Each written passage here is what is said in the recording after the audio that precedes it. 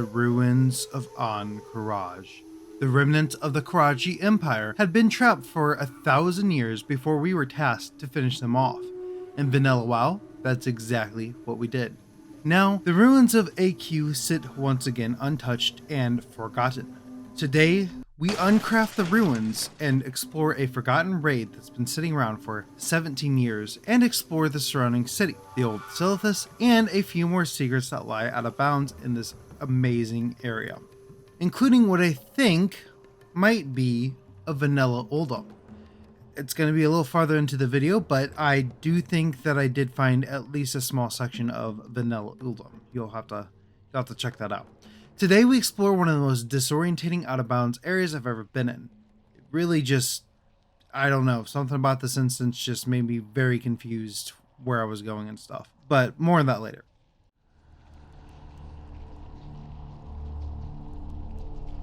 Now, there are multiple ways to get out of bounds in the ruins of Ahn'Qiraj. I'm not the first person to do this, so at first we will be using a route that I did actually find myself I didn't look this up or anything, I just decided to try it out and it actually worked out for me. When I started this exploration, I tried climbing the sand dune here and metamorphosing onto the wall, but quickly discovered that it wouldn't be that easy, unfortunately. Now, if you look on the map here, this is where I was actually able to get out of bounds. After a few trials and errors, I actually discovered a small lip right in this little corner here that looked reachable, so I jumped on the mound here, and as you can see, we can gain quite a bit of height whenever I climb the mound, and then we can reach this ledge by double jumping and then fell rushing. It's barely reachable using this method, but it did work. Otherwise, you will need to get lucky with a Demon Hunter wall climb. Now, the Demon Hunter wall climb here, it's a little bit hard. You just have to get kind of lucky. From this ledge here, we can now jump to a lower ledge and immediately we are out of bounds, but there is a giant pit below. There was a bit of a hill that I could climb here, and jumping and gliding directly at the corner between the cliff and the ruined wall, I was able to actually reach the top of the pillar. Once I made it up here, I had more climbing to do. There's a lot of climbing in this exploration. With a bit of Demon Hunter wall climbing, I was able to continue the trek out of bounds, and here we are. Right away, we can see that the vanilla Silithus is visible, and the bizarre out-of-bounds ruins lay before us as well.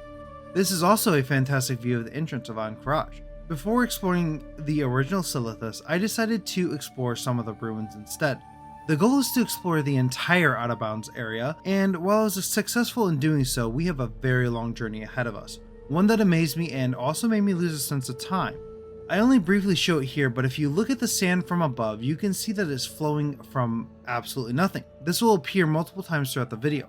As we head to this tower, it's also possible to see parts of Ahn'Qiraj in the distance, which is where we will head to soon, though there were some issues exploring that area. I decided at this point to take a good look at both the entrances to the ruins and the main raid of AQ40 before attempting to get on top of the AQ dome. Now sadly I misjudged how difficult it would be to reach the top of the dome, and I actually fell to the area of the entrances. Good thing to me, it doesn't really matter which way I explore the areas as long as I don't miss anything interesting. Walking up the staircase towards the AQ40 entrance feels like it should not be possible, but here we are, an instance portal within an instance. Sadly, the portal doesn't work, as of course it should not if the developers are doing their job. I then traveled back down to the ruins entrance and just take a look at this amazing area. It's beautiful. The place being so empty just adds another layer of eeriness to the place that's already pretty eerie. I mean, Ahn'Qiraj is just a weird place.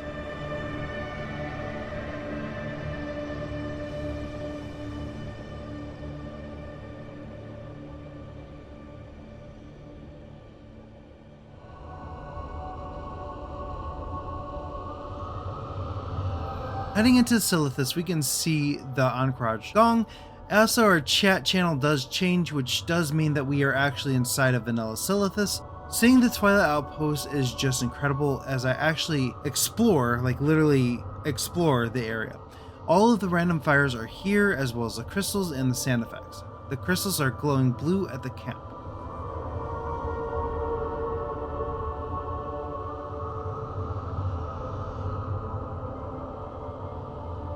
After traveling south, we hit Hive Zora, and it's actually cut off by the invisible barrier. However, assets of the insects stay, leading a very bizarre view, and also there's giant chunks of the hive just floating in midair, which is just strange.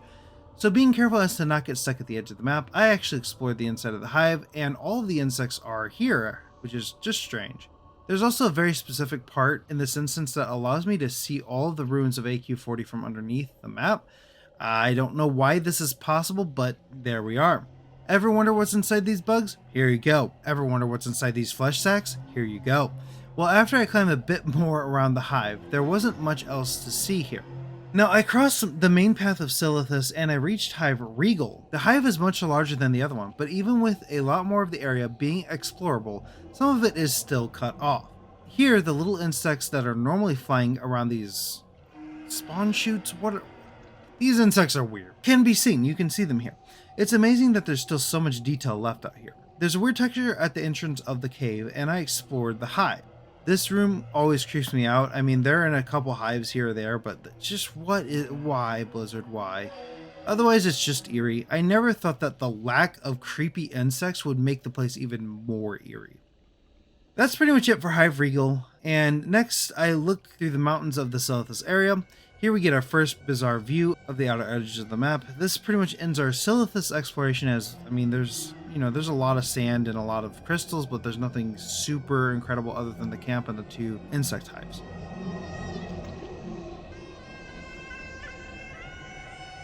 And now we will continue exploring the edges of the ruins of AQ40 as we were before.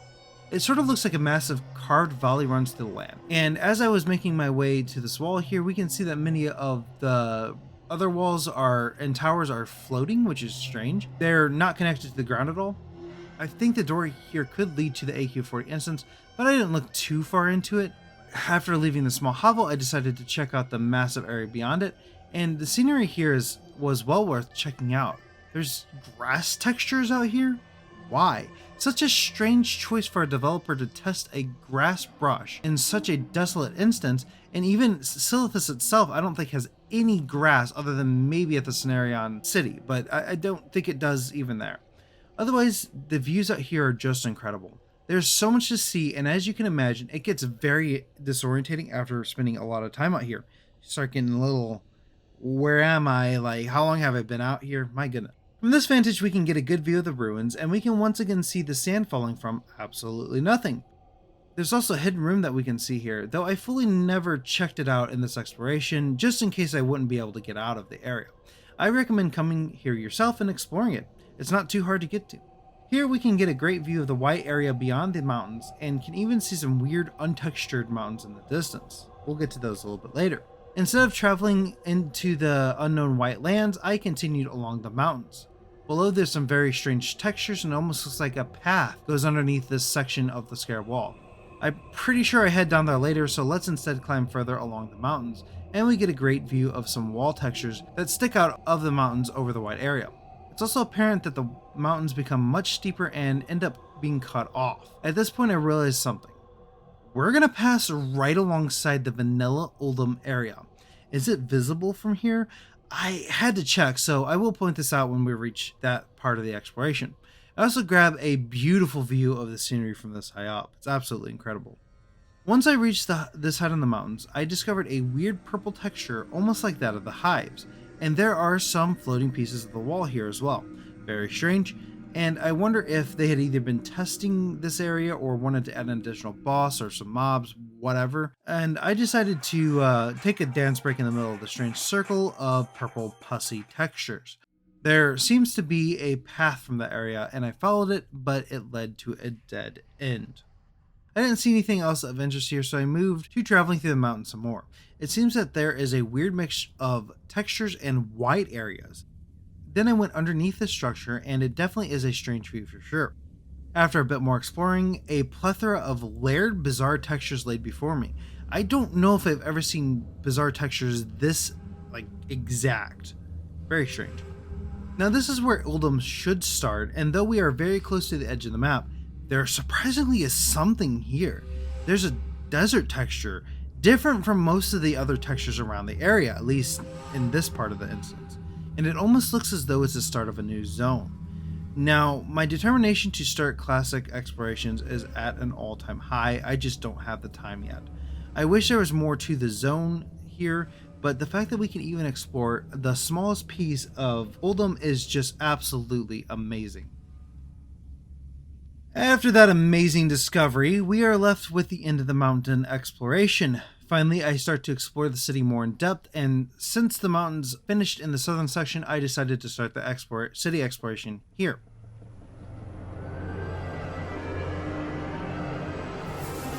In this open square area, there's a massive tower, but nothing too worthy of spending too much time on. I was able to climb to the top of this wall, and we can see how weirdly this place is put together.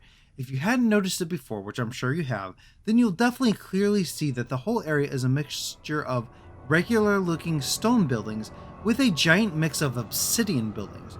Not entirely sure why this is, but I bet you the obsidian is from the old god Cthulhu, whereas the stone structures are from the Titans. Here we can look inside of one of the towers, and further along we can see into the instance itself.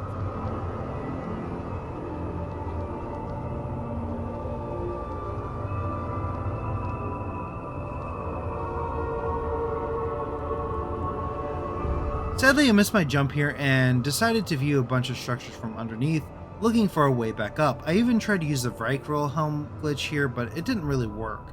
So sadly, I had to get it back up through pure climbing. At this point, we can see a weird white texture in the middle of an area, which, normally these white textured areas are at the very edges of the map, so I'm not sure why there's just a random one here. It's a little bit different. It's very uncommon for sure.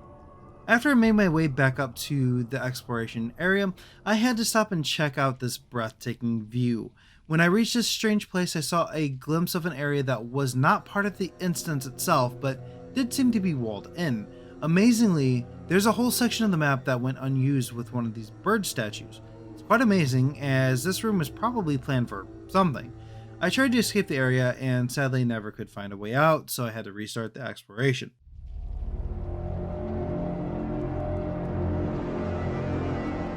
In the next round of exploration, I broke out of bounds again and decided it's time to head to the giant glitch textures to see if there's any NPC that might be out of bounds. Here we can see underneath the AQ dome, and while walking past the dome, we can see the rest of the giant wall. The giant area also contains more grass textures, strange, but that's about it. There's also some jagged textures here, and I've fallen.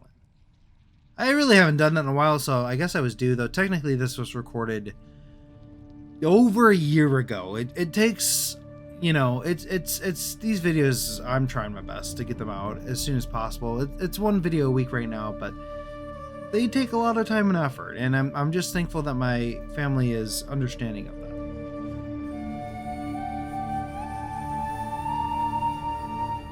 For the next round of exploration, it's finally time to explore the original AQ area. I went back to the dome, I lost a ton of footage, came back and re-explored the whole area. I discovered that this platform here randomly becomes non-solid. I'm not really sure how to describe a floor randomly not being a floor anymore. So non-solid is the best term I can think of. Maybe transparent, but it's not transparent because you can't see through it. We can see under the dome here and get a good look at the pillars and the metal wires that can be seen from the outside. I tried for a bit to get inside of the building this way, but I had no luck. Maybe if I still had, Door of Shadows, I might be able to, but instead I walked underneath the entrance and there's a massive hole here, potentially where the AQ raid entrance is. For some inexplicable reason, I decided that it was time to head to the white textured area and leave this place alone, and I explored the white textured area in its entirety. I'm not sure why I switched explorations here so quickly, but I do know something about this whole area just made my brain feel a little foggy after exploring for about 2 to 3 hours. Now, I actually did try to come back here and show off that you can visit the front of Ahn'Qiraj and get into the entrance area and stuff. It's actually really cool. But after about an hour and a half, I had to give up as I wanted to get this video out. I've been working pretty much all night to get this video out, and with my Demon Hunter, I got stuck in the same exact spot twice from a different way. And with my Shaman, I apparently wasn't even able to enter the dungeon while in a time walking campaign, meaning I would have to hearth all the way back, undo the time walking campaign, refly here, and that would be about the 5th time, since the 2 times I got stuck with my Demon Hunter, I had to fly all the way from the Barrens here. I recommend coming here yourself to see the front of the entrance, and it'll be worth it.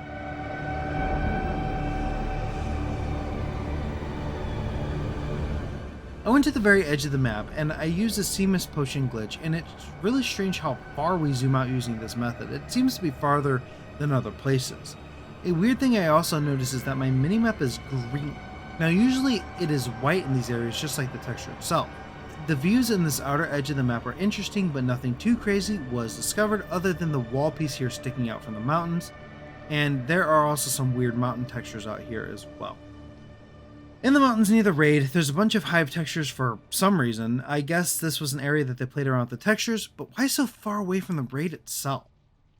Well, honestly guys, we've explored pretty much the entire out of bounds area for the ruins of Ahn'Qiraj. This place has been absolutely amazing. I hope you enjoyed watching the video. I hope you enjoyed the uncrafting of Ahn'Qiraj.